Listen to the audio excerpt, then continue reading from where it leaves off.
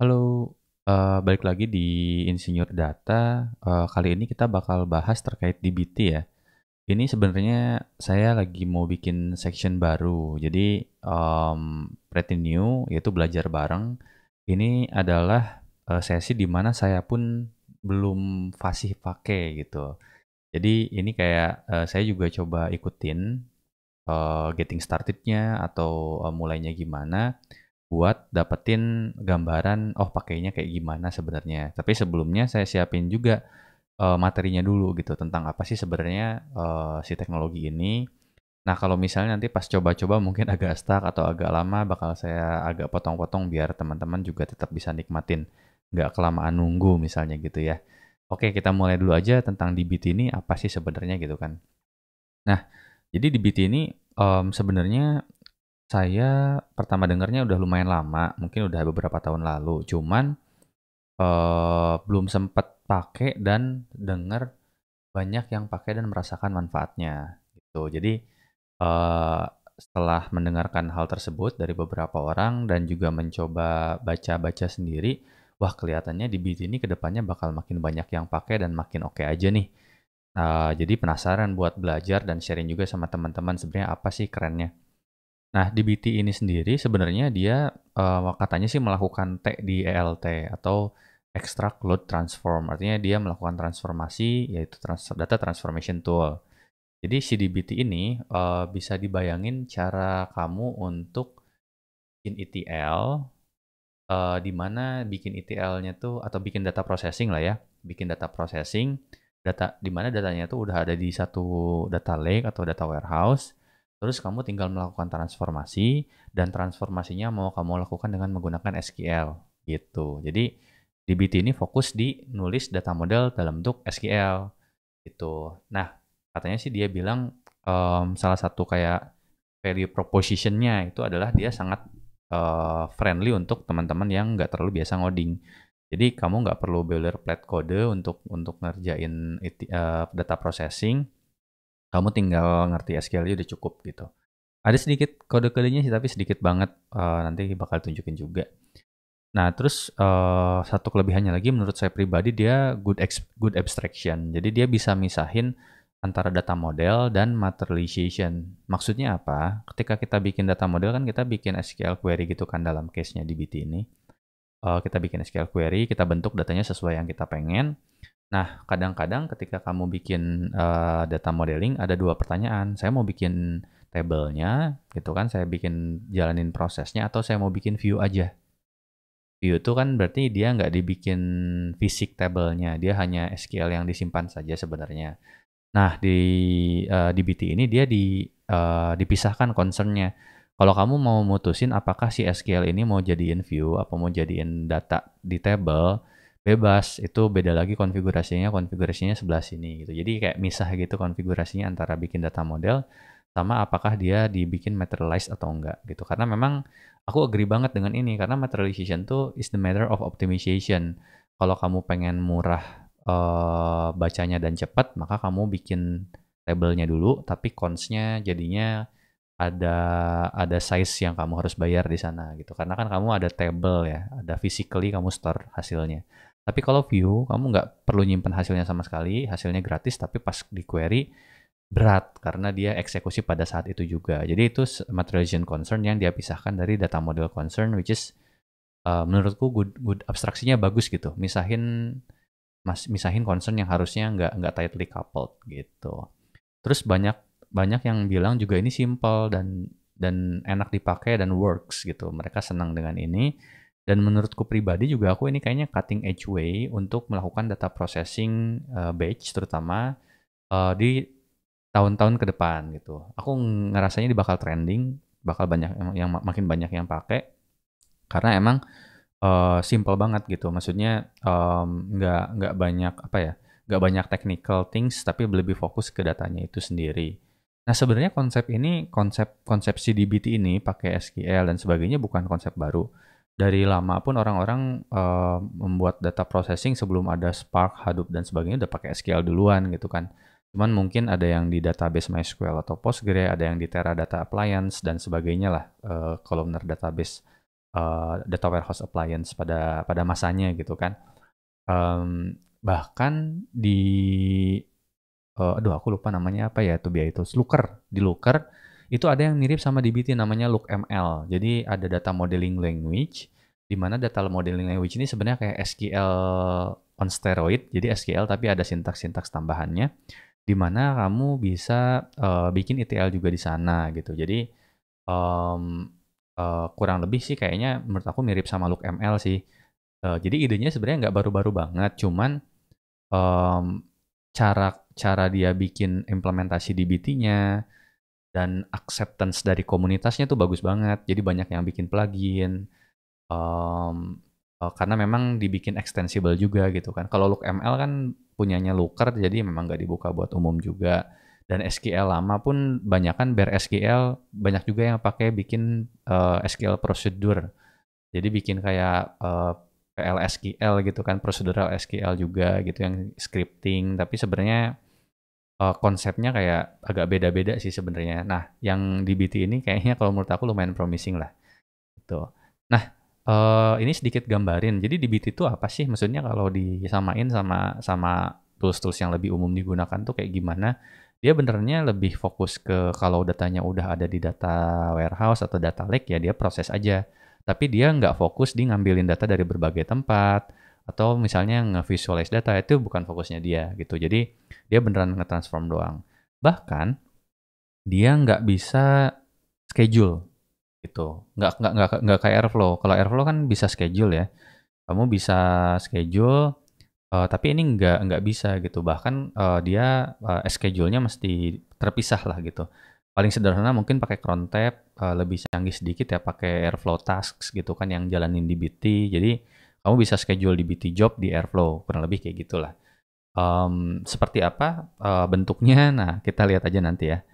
Jadi di DBT project itu semuanya isinya SQL. Kalau kalian lihat di sini antara SQL atau YAML, nggak ada Python code gitu kan. Jadi cuma dua konfigurasi ini aja. SQL buat bikin data modelnya, YAML buat konfigurasi-konfigurasinya. Kayak kamu bikin dokumentasi, bikin testing, bikin apa connectionnya itu di si YAML-nya itu gitu. Oke, konsepnya apa aja sih di DBT itu? DBT itu satu ada model namanya. Model itu ketika kamu bikin select statement, terus kamu taruh di bla bla bla.sql. Nah, itu satu model tuh. Itu kamu bisa bikin jadi table atau kamu bisa bikin jadi view. Model bisa nested. Maksudnya apa? Model bisa nge-include model lainnya. Jadi di dalam model kamu bisa manggil model lainnya. Misalnya select bla bla bla from model lain. Nah, jadi kamu secara tidak langsung mendeklarasikan dependensi gitu. Bedanya kalau di Airflow, kamu kan deklarasikan dependensi dengan bilang bahwa mana upstream-nya, mana downstream-nya, atau pakai simbol kurang dari atau lebih dari untuk ngasih tahu mana dulu terus yang mana.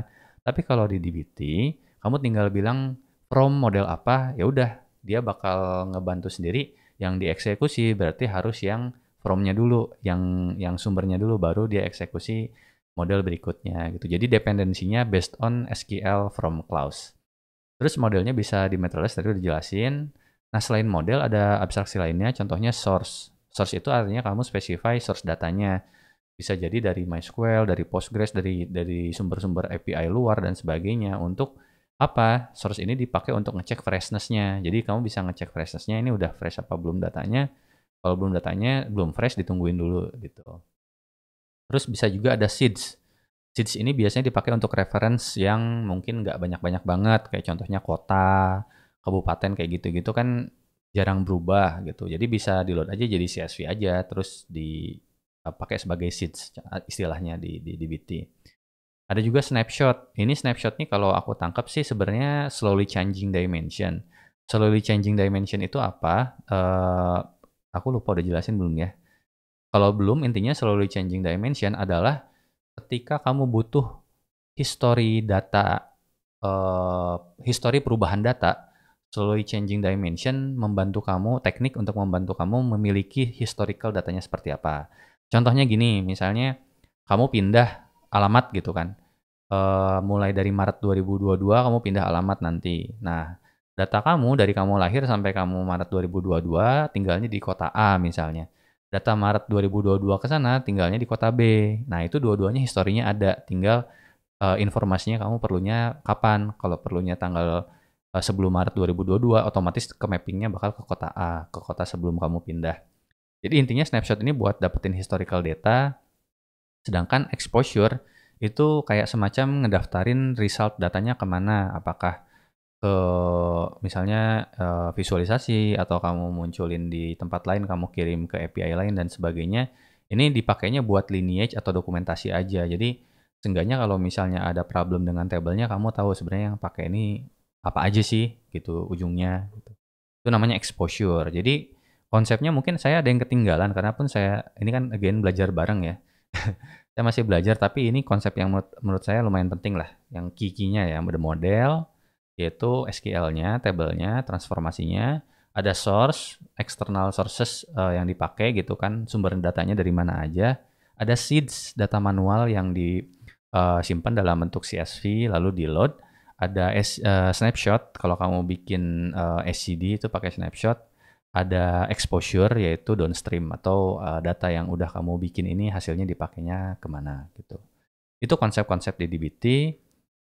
Ini langsung cobain aja ya, kita langsung cobain aja teman-teman, kalau nanti gagal dan sebagainya mohon dimaafkan saja ya.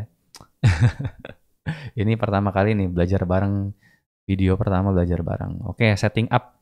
In this tutorial we'll be turning below query into DBT project that is tested. Nah, jadi yang kita bakal, ini ada videonya nih kalau kalian mau ikutin pakai videonya, nggak pakai video saya juga nggak apa-apa.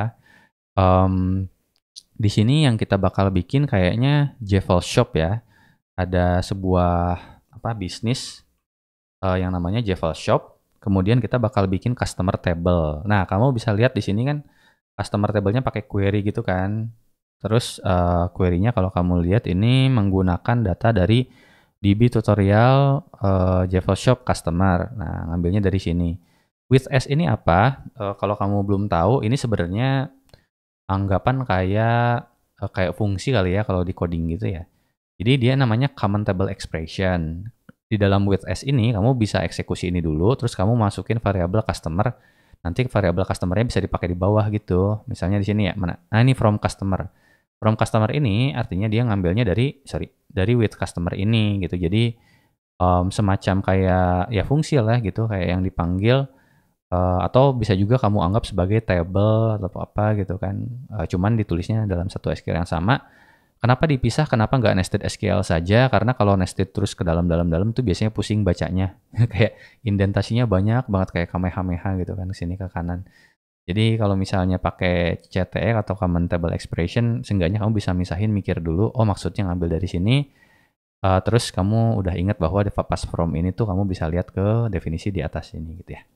Oke, itu jadi intinya di getting started ini, setting up ini kita bakal bikin table customer yang berasal dari table-table lainnya, yang dimana ini sebenarnya kayaknya ngambil field-field tertentu, ngambil customer, ngambil data order, data pembelian, lalu bikin ini summary summary per customer, jadi di group by gitu. Untuk masing-masing customer dapetin first ordernya, dapetin most recent ordernya, sama dapetin berapa kali dia pernah order, terus kemudian di join antara data customer dari table customer sama data order dari table order yang sudah di summarize, di join gitu kan. Dapetin jadinya lengkap. ID-nya siapa, namanya siapa, pertama kali beli kapan, terakhir beli kapan, dan total beli berapa kali. Nah, di sini menarik sekali DBT pakai BigQuery untuk setting up-nya, mungkin karena paling simple kali ya. Jadi kalau misalnya kamu nyoba, kayaknya kamu perlu BigQuery dulu. Kalau enggak ya kayaknya ada cara setting yang lain yang kamu mungkin bisa pakai juga kayak MySQL atau Postgre. Cuman di sini kebetulan di getting started-nya pakai BigQuery gitu. Jadi dia pakai BigQuery. Di sini disuruh bikin BigQuery project, saya skip aja karena saya kebetulan udah ada BigQuery project-nya juga pakai ini. Bahkan saya udah siapin dataset-nya nih. DBT, tapi nanti nggak tahu ya kepake nggak, kita lihat aja. Tuh setting up, nah setting up udah ada BigQuery console, copy paste query above. Coba kita cek aja ya query-nya beneran works apa enggak.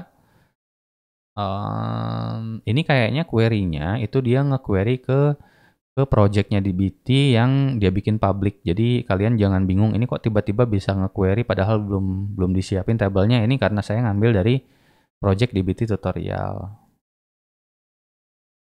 Oke, kita coba run aja ya. Resultnya, nah keluar. Ada si Ana beli sekali. Nah, ada ya keluar ya. Berarti di query-nya udah benar. Sekarang generate break query kredensial. Oh ini kalau misalnya kita mau pakai CLI karena pakai JSON. Ini kayaknya saya nggak bakal jelasin semuanya di sini. Tapi intinya kalau kamu mau pakai BigQuery tapi nggak lewat konsol kayak gini, tapi lewat CLI, itu kamu perlu dulu untuk bikin kredensialnya gitu. Atau cara login lain pakai Cloud Aus. Nah ini pakai ini nih, Cloud Aus the application default login. Ini lebih rapi lagi sih karena kamu nggak usah download private key. Kamu tinggal kopas saja ini ke terminal kamu, nanti bisa login. Saya skip karena takutnya kelihatan emailnya ada apa aja ya. Agak males buat masking. Jadi saya tadi udah login duluan. Oke, di sini katanya ada dua cara. Kamu pakai IDE, DBT Cloud, atau kamu pakai CLI. IDE ini kayak semacam berbayarnya si DBT kayaknya sih, kalau saya nggak salah tangkap. Jadi kamu pakai pakai web gitu buat developnya. Ini saya pakainya tetap CLI aja ya, biar yang gratisan-gratisan. Oke, yang pertama create a project. Nah, kita coba bikin projectnya dulu. Account, oke pakai CLI. Kita pakai CLI. Kita bakal bikin repository dulu. Kayaknya nggak usah ya, nggak usah dibikin repository lah.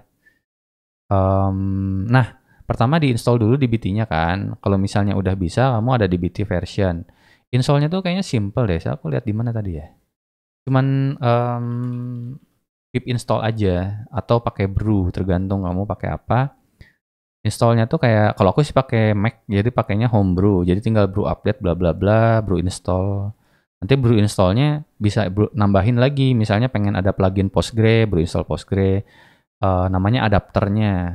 Kalau mau pakai BigQuery berarti brew install DBT BigQuery dan seterusnya kayak gitu. Jadi tergantung sama kebutuhannya apa, nanti brew install aja. Atau kalau misalnya nggak pakai Mac, misalnya pakai Linux gitu kan, atau pakai Windows, itu bisa pakai pip install. Pip install kayaknya standar ya, Python package installer gitulah.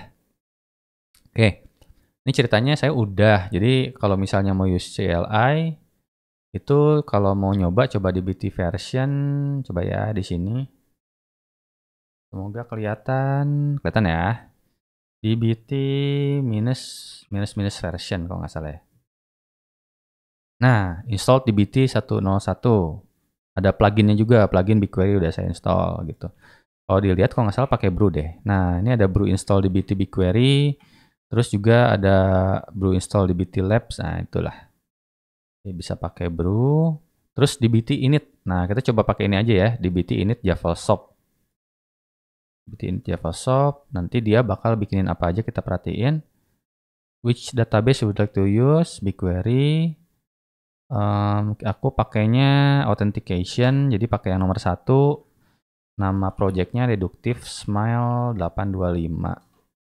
Datasetnya namanya DBT. Nah, threadnya satu aja udah cukup. Timeoutnya default aja. Lokasinya US. Happy modeling katanya gitu. Simple banget. DBT init. Nah, DBT init ini dia kayaknya ngegenerate 2 folder. Banyak banget foldernya ternyata. Bukan 2 folder guys. Ternyata banyak. Ada banyak foldernya tapi kayaknya git-keep semua. Oh, ada juga my first DBT model, DBT model, my second DBT model. Ini apa ya isinya ya? Oke, ini source data. Oh, ini cuma contoh aja. Nih, sekalian ngeliatin nih teman-teman. Ini model tuh kan tadi aku jelasin bahwa model tuh SQL ya. Jadi di SQL ini bisa nested, bisa memanggil temennya gitu. Kalau di ini aku ilustrasi aja ya. Kalau di Airflow kamu kan bikin kayak gini kan, task 1 misalnya sama dengan, apa ya, aku lupa BigQuery task atau apa gitu kan, terus nanti kamu deklarasiin, terus task 2, misalnya kamu bikin lagi BigQuery task lagi, habis itu kamu bilang, habis task 1 kerjakan task 2, gini kan kalau di Airflow kan. Atau alternatif lainnya, task 1 set, task 2 set upstream, kalau nggak salah gini ya, kalau nggak salah inget. Nah, ini alternatif bisa yang ini, atau bisa yang ini, sama aja gitu. Cuman, kalau di BT, kamu nggak usah bilang kayak gini secara eksplisit, karena dia langsung tahu ketika kamu bilang select bintang from ref. Nah, ini pakai kurung kurawal buka 2 kali, kurung kurawal tutup 2 kali. Kalau kalian Python developer, kalian pasti tahu Jinja ya. Ini sebenarnya Jinja template, cuman Jinjanya dibungkus aja gitu. Ini simple, maksudnya kayak familiar banget dan sangat umum digunakan kan Jinja itu ya. Jadi harusnya lumayan ini ya. Nah, kalau misalnya kamu mau nge-refer ke model yang lain, kamu bisa bilang ref terus my first dbt model. Nah, my first dbt model ini artinya kan nge-refernya ke sini ceritanya tuh. Tuh, ini sebenarnya nggak ngapa-ngapain, cuman kayak ngebikin ada data yang satu ID-nya 1, yang satu ID-nya 0. Cuman gitu doang. Terus kalau kamu lihat di sini, itu kamu bisa specify config-nya di sini juga gitu. Bahwa kamu pengen config-nya dia tabelnya materialize, artinya bakal dibikin ini tabelnya secara fisikal. Kalau nggak dibilang apa-apa, dia bakal ngikut konfigurasi per folder. Jadi ini nih, sini konfigurasi per folder di sini. Di sini konfigurasi per foldernya nggak ada, kebetulan nggak ada buat materialize-nya apa, cuman ngasih tahu doang skemanya ya. Skemanya tuh cuman ada kolom ID doang. Ini juga cuman ada kolom ID doang.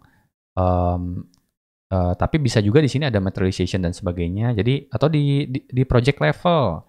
Di project level tuh bisa ada materialization-nya. Nah, ini materialization-nya untuk semua model under Java Shop, undernya example, ini kan model example, itu semuanya materialisnya view by default.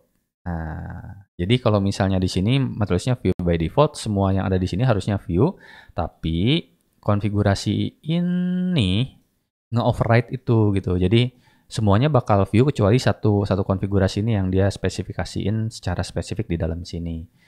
Nah, hopefully nggak bingungin, tapi intinya ada konfigurasi yang lebih general yang bisa ditimpa oleh konfigurasi yang lebih spesifik.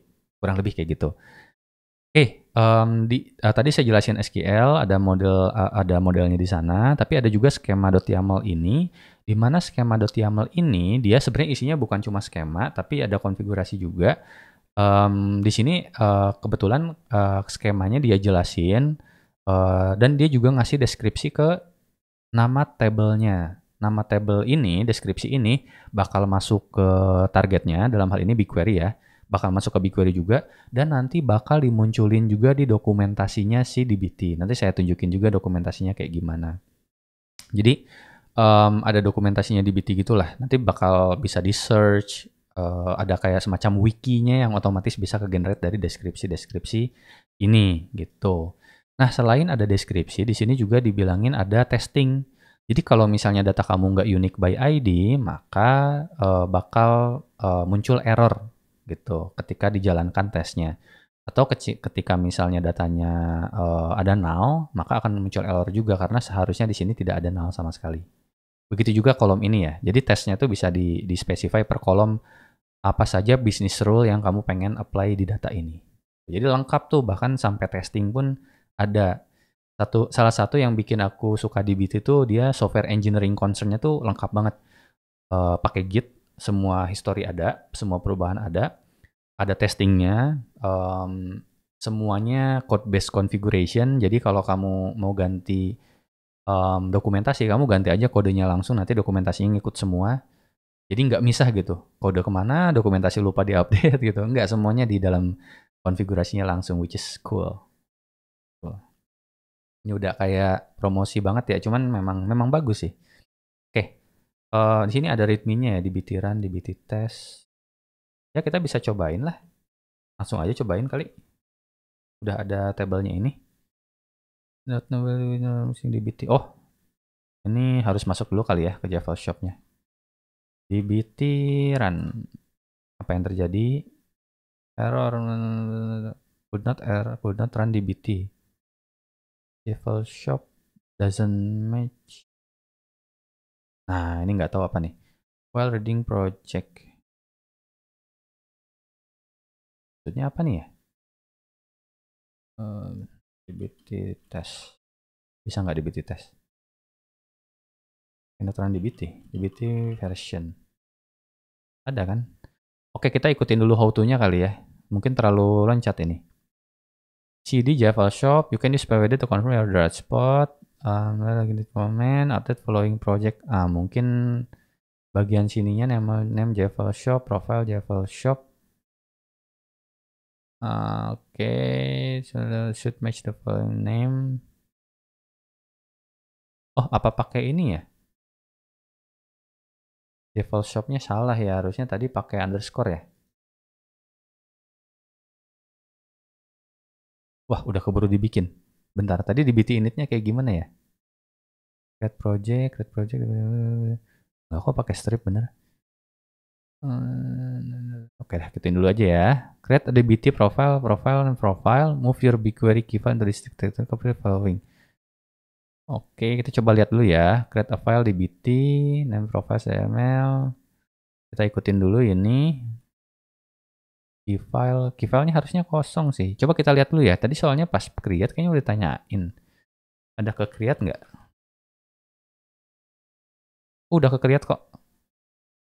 Dataset dbt, Java Shop, should be there. Harusnya udah aman. Oh, profilnya beda ya. Ini underscore. Mungkin gara-gara itu kali. Kalau di sini enggak sih pakai strip. Oke, kita coba dulu aja ya. Next dbt debug. Nah, dbt debug dulu aja ya. Nyoba udah connect apa belum. Check fail. Oh, masih ya, masih error ya. dbt error content dbt project doesn't match. Mungkin kayaknya nggak boleh pakai strip kali ya. Nggak boleh pakai strip kali ya. Coba kita ulang aja dbt initnya, tapi jangan pakai Java Shop. Dbt init gitu ya. Mungkin Java Shop-nya kita pakai underscore gitu ya. Siapa tahu works. 1 deductive smile 825. dbt thread-nya 1 happy modeling gitu ya. Sekarang jadi ada 2 folder. Nggak tahu mana yang works ini. Jadi Java Shop. Nah, debug. dbt debug, sorry. dbt debug. Mau works nggak dia? Ini baru mau. Aneh banget tadi dbt initnya salah berarti tuh how-to-nya. Oke, ini coba dbt test tadi ya. dbt test mau nggak ya? Error. Runtime. Dataset deductive smile dbt was not found in location US. Aneh sekali. Coba dulu ya dbt. Terus kita ikutin dulu deh ininya deh. Udah, pokoknya debug udah oke lah ya. Build your first model. Perform your first dbt run. dbt run dulu kayaknya harusnya. Perform dbt run. Mau nggak? Wah, masih error juga. dbt was not found. Deductive smile dbt was not found in location US. Oh, mungkin lokasinya tadi salah. Coba ya, saya delete ulang ya. Delete. Kita bikin dulu datasetnya. Dataset ID, locationnya US. Get dataset. dbt run.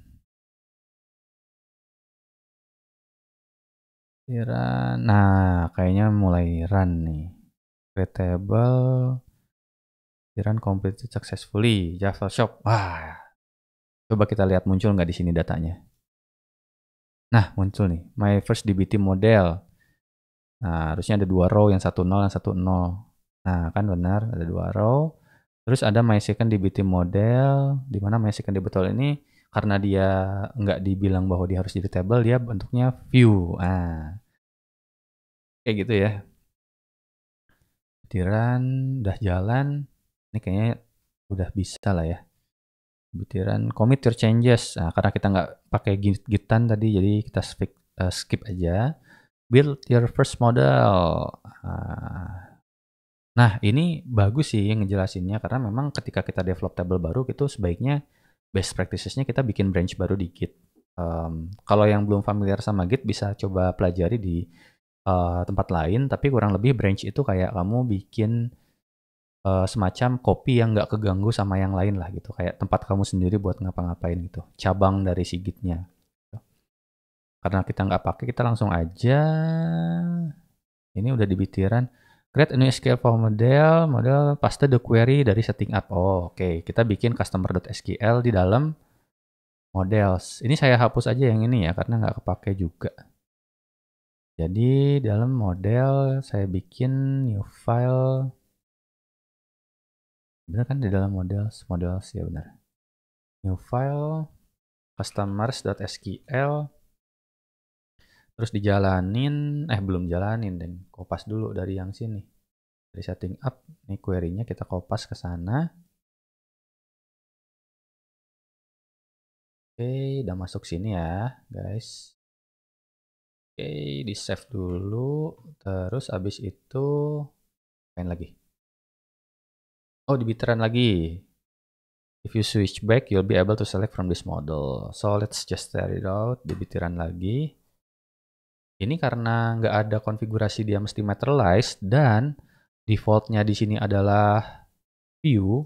Tebakanku sih dia ngebikin view ya, bukan ngebikin table ya. Salah nggak? Nah, coba kita lihat di sini. Dia ngebikin apa? Coba kita refresh. Reload aja nggak apa-apa. Dia bikin...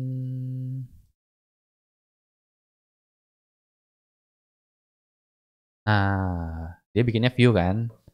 Bukan apa? Table. Tuh, dibikin view di sini. Persis sama yang tadi kita bikin lah ya. Coba kita ikutin lagi tutorialnya. Mana sih? Ini ya. Model. Change the way your model is materialized. Nah, using videos, using...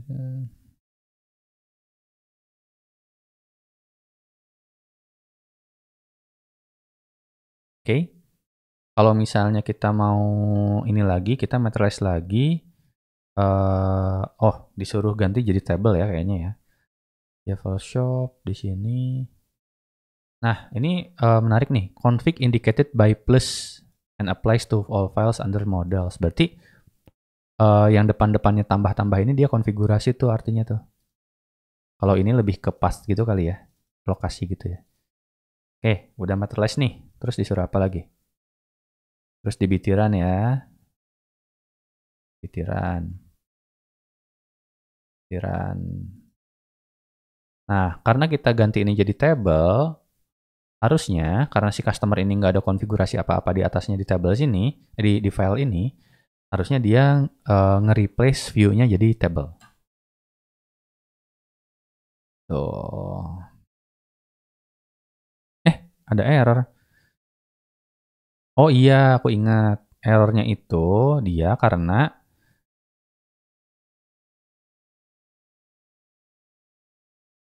bentar ya. Kalau nggak salah harus full refresh deh. Unable to delete.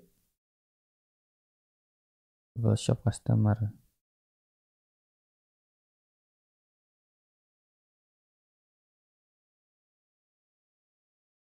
Full refresh. Kalau nggak salah harus pakai ini. Kalau nggak salah ya. Coba kita jalanin aja.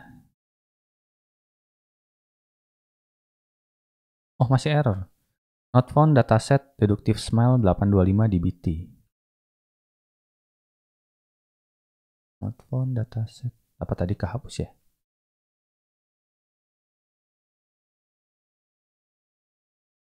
Deductive smile. Ada kok. Oh, tapi error tapi kok jalan sih? Ini udah berubah jadi table soalnya. Gimana sih? Error 1. Not found dataset range. Real, apa konfigurasi kok ada yang salah ya? Enggak, kok tadi ngikutin kan ya? Cuma nambahin ini doang. Coba kita run lagi.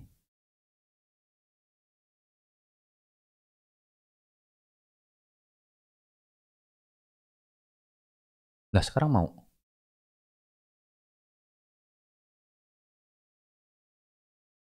Wah, not sure kenapa sih. Oke, menarik. Tapi ya begitu ya. Sempat Oke, tapi intinya udah ganti lagi kan. Nah, kita coba ganti lagi jadi view ya. Kita coba ganti lagi jadi view. Ini memang meribetkan ya. Ceritanya kita ganti materialization-nya. Jadi walaupun kamu bilang di sini material stable, tapi karena di sini kamu bilang view, nanti nurut sama yang sini nih. Dan dia harus full refresh. Karena bakal ngehapusin dulu tabel-tabel yang udah ada. Gitu. Terusnya udah. Oke, kita refresh lagi, maka customer akan balik lagi jadi view. Ngapain ya bolak-balik ya? Tapi mungkin di sini pengen nunjukin kalau di DBT itu fleksibel kali ya. Mau ngubah-ngubahnya gitu.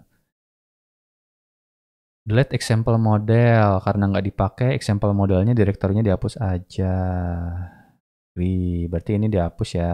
Delete. Oke. Terus build model on top of other model. Nah, kayaknya kita mau ganti si customer-nya jadi ngebaca dari stg customer sama stg order itu ya. Maka kita bikin file stg customer. Oh, jadi dipindah tuh, guys. Dari yang sini ke cuman mindahin kodenya doang sebenarnya. Stg customers. Jadi ke sini, mungkin mau nunjukin ref-refnya aja kali. File stg orders.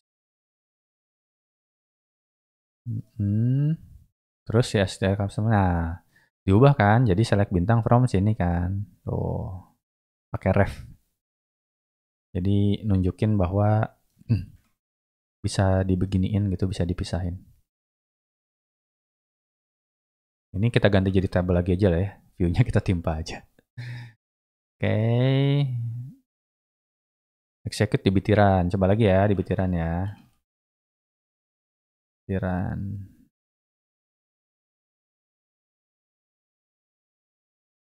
Nih, nggak tahu nih dari ini juga error dulu dia. Apa? Pas ganti dari view ke table tuh nggak tahu kenapa dia sempat error dulu, tapi kalau di run yang kedua kalinya jadi benar. Tuh, nggak tahu kenapa ya.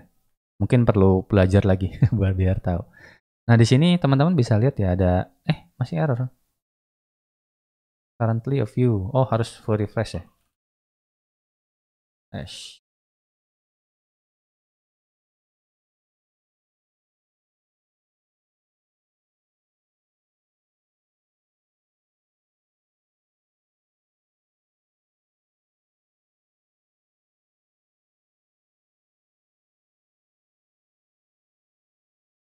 bener. Sekarang bener. Nggak tahu kenapa lah. Masih error. Coba kita lihat dulu.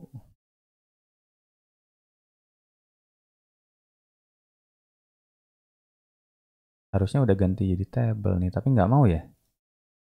DBT customers. Oh, dia nggak mau ya. Not found. Kok bisa not found ya?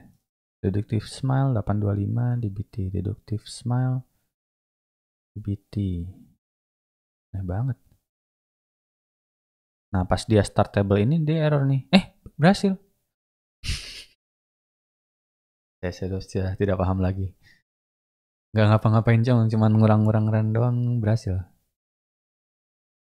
Ya, sesuatu yang perlu dipelajari lah. Oh, sepertinya kayaknya BigQuery-nya yang nggak konsisten deh. BigQuery-nya kayaknya mungkin lagi ada masalah ini. Mungkin pas BigQuery-nya lagi agak down, apa si DBT-nya jadi ikut error gitu. Nah, ini udah table semua ya, udah bikin customer, ada customersnya, ada staging customer, tuh kan, BigQuery-nya agak lagi batuk kayaknya.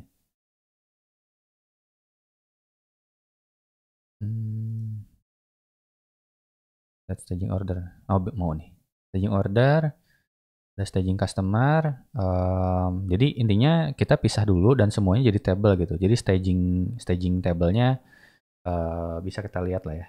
Extra exercise. Single model group yang model staging secretary. Configure your staging model to be view. Run only staging model. Kita coba aja ya. Gak ada how to-nya. Run only one single model at time. Kita lihat aja ya. Gimana cara ngejalanin. Select ya. Pakai select ya. Oke, coba ya. Kita jalanin ya. dbt run select stg customers misalnya. Mau nggak? Nah, ngeranin stg customer doang. Oh, bisa. Oke, gitu caranya ya. Kalau mau run satu doang, nggak run semua. Oke, extra exercise done. Write some bad SQL to cause an error. Can you debug this error? Coba kita bikin customernya jadi customer. Pakai ini aja yang tadi ya, biar cepat. STG customernya first names. Nah, kasih typo.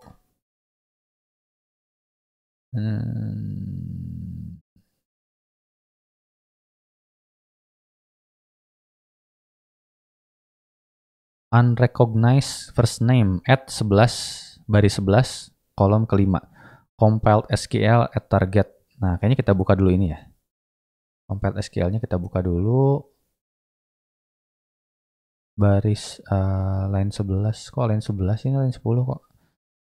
Line 10 5. Ini nih kan ketahuan. Iyalah. Saya yang bikin salah sendiri. Tahu lah. Oke, berarti kayaknya kalau kan tadi kita belum lihat folder target ini ya. Kayaknya folder target ini yang udah ke-compile gitu deh. Yang asalnya di sini mungkin bentuknya kayak kurung-kurung gitu. Terus di yang compile tuh jadinya udah bukan kurung-kurung lagi. Nah, ini. Udah dalam bentuk yang alamat lengkap. Itu ya. Oke, kita balik lagi ke extra exercise. Test and document your project. Test, create new YAML file, model schema. Nah, ini tadi udah dibahas ya, kita bikin schema ya. Schema.yaml. Terus di dalam schema.yaml ini ada testingnya gitu.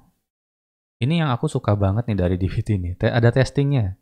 Kode itu kalau ada testingnya tenang. Ini ada ngetes unique sama not null.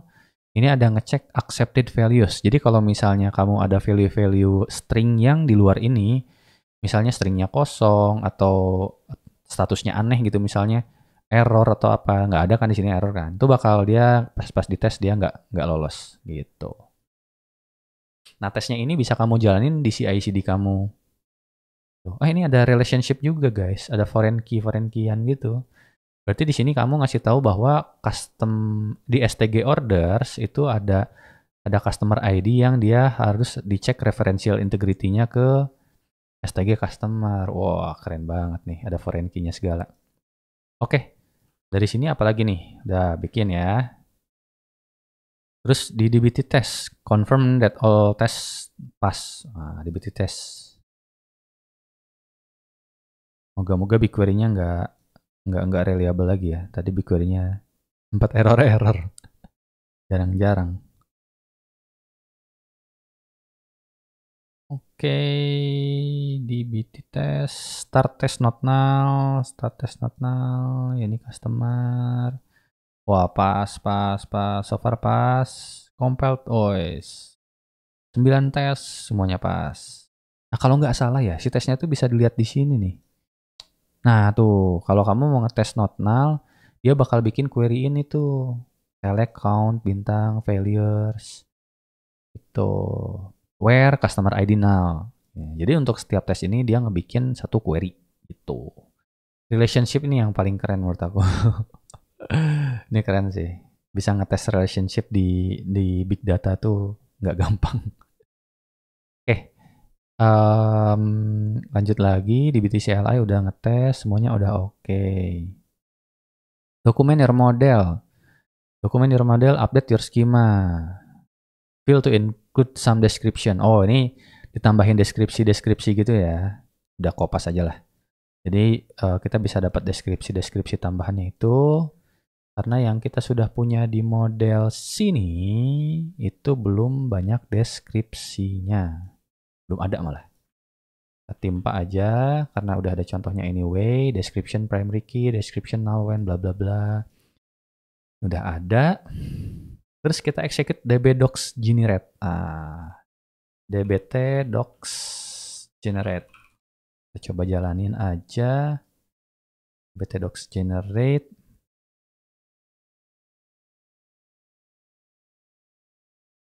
Nah, katalog written to user bla bla bla bla katalog. Maksudnya apa nih? Oh, kita bisa liatin di dbt docs serve. dbt docs serve. Oke, ini webnya dbt guys. Kita punya customer table, ada size-nya juga, ada deskripsinya one record per customer, ada ini juga deskripsinya first order date null when customer has not yet placed an order. Jadi ini enak lengkap. Coba aja ya kita search gitu tuh, langsung muncul tuh hasilnya tuh. Atau kita lihat lagi yang ada deskripsinya apa ya. Nah, misalnya sheet gitu, ada nggak? Oh, nggak bisa kalau yang itu ya.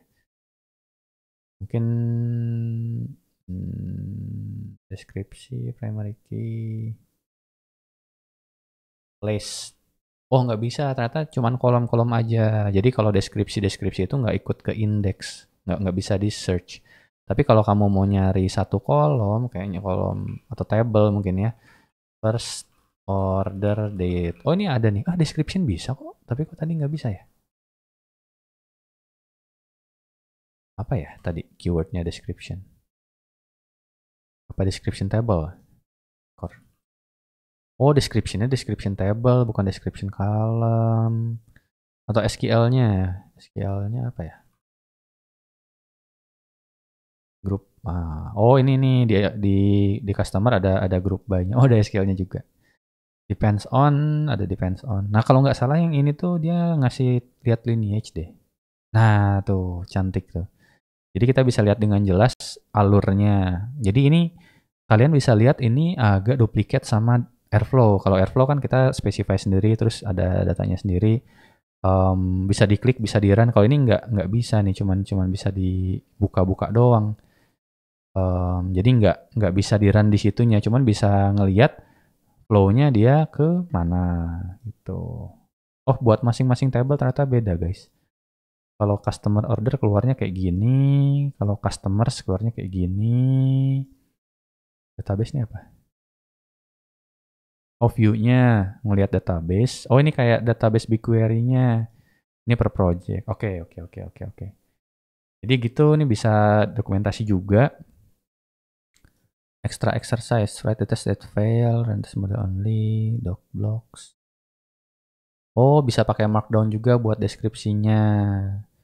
Use table bla bla bla bla, terus ditaruh di m.md.md-nya dipanggil. Oh, bisa begitu. Cakep. Oke. Bisa pakai markdown guys, dipisahin filenya terus di-include itu bisa. Leveling up using Jinja. Oh, kamu bisa pakai Jinja juga. Oke, kira-kira gitu ya demonya ya. Masih ada materinya sedikit sebenarnya. Udah cobainnya udah. Ada beberapa slide lagi yang menurut aku penting buat kalian tahu juga fitur-fiturnya apalagi yang bisa dilakukan. Jadi yang berikutnya tuh ada Jinja templating. Jadi kalian bisa bikin if else di dalam si SQL-nya. Ini mungkin kalau di PLSQL mungkin kalian udah tahu juga. Misalnya kalau datanya kayak gimana, SQL-nya pengen kayak gimana dan seterusnya itu bisa. Ada variabel juga, kalian bisa punya variabel sendiri, di declare misalnya angka variabelnya berapa. Nah, si Jinja ini Modelnya kayak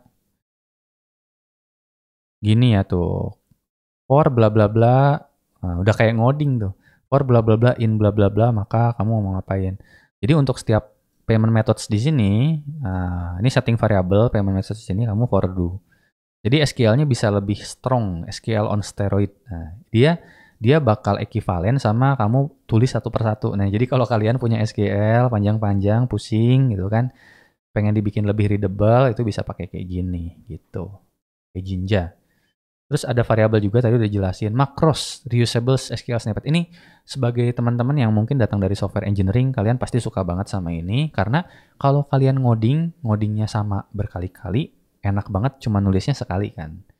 Jadi kalian bisa tulis as a macro doang gitu. Contohnya gini, aku pengen deh bikin fungsi atau method send to dollars. Nah, kamu tinggal bikin aja makro send to dollars. Terus abis itu setelah kamu bikin makro send to dollars, yang isinya tuh ngebagi 100 doang sih sebenarnya ini, itu kamu bisa panggil send to dollars bla bla bla amount gitu. Jadi kamu ngepas amount dari query ini untuk dipas ke dalam si fungsi send to dollar untuk dibalikin sebagai amount USD. Jadi kalau kamu pakai di mana-mana nih, kamu nggak usah kopas-kopas per 100 di semua tempat, kamu tinggal panggil kayak gini aja. Gitu. Itu software engineering principle lah, menghindari duplicate codes. Terus ada package juga, jadi ini yang seperti aku bilang di awal, komunitasnya bagus banget karena ada package yang tinggal pakai doang. Contohnya ya, kalau kamu pengen ada nambah-nambah ngetes schema, kamu pengen data kamu tuh sama dengan table tertentu. Misalnya dari table sumber ke table yang hasil itu nggak boleh beda row count-nya. Kamu bisa pakai skema tes ini, equal row count. Jadi pakainya tinggal di gini aja nih. Buat di tes, ditambahin skemanya, kamu panggil dbtutils equals row count, di compare-nya sama apa, table mana, nanti bakal dibandingin count-nya sama apa enggak, kalau beda tesnya gagal. Ini namanya dbtutils, ada skema tes, ada makros. Makrosnya misalnya kamu pengen dapat get value, ada makros buat pivot, ada makros buat get parameter. Ini pasti deh, kalau kalian pernah ngeproses data web gitu kan, pasti pernah bikin fungsi ini sendiri gitu. Dari dalam UDF atau apa ini kita bisa bikin, tinggal pakai doang. Jadi dbtutils ini termasuk package yang lumayan banyak dipakai lah gitu. Oke, terus ada hooks dan operations. Hooks dan operations ini kayak gimana? Hooks itu sebenarnya sesuatu yang kamu execute ketika kamu eksekusi sesuatu. Misalnya pre-hook berarti sebelum, post-hook berarti setelah, on-run start berarti pada saat mulai jalan, on-run end berarti setelah dia jalan. Ini macam-macam use case-nya kalau aku baca, bisa granting privilege ke table, bikin UDF, atau misalnya kalau kalian ngehandle table-table kayak Redshift abis jalanin ETL-nya kalian pengen vacuum gitu kan, itu termasuk juga bisa digunakan sebagai hook gitu. Terus ada testing juga, tadi udah dijelasin banyak, jadi kamu bisa nulis your own custom schema test bahkan. Jadi kamu bisa bikin tesnya sendiri, nge-query sendiri aja, misalnya kamu bikin tes harus amount-nya lebih dari 0 gitu. Misalnya total amount-nya harus lebih dari 0 atau positif gitu kan. Lebih dari sama dengan 0. Kamu bisa bikin dinamain assert total payment amount positif. Dinamain kayak gitu SQL-nya terus dipanggil sebagai tes yang dijalankan sendirian kayak gitu. Jadi bisa bikin custom lagi lah gitu.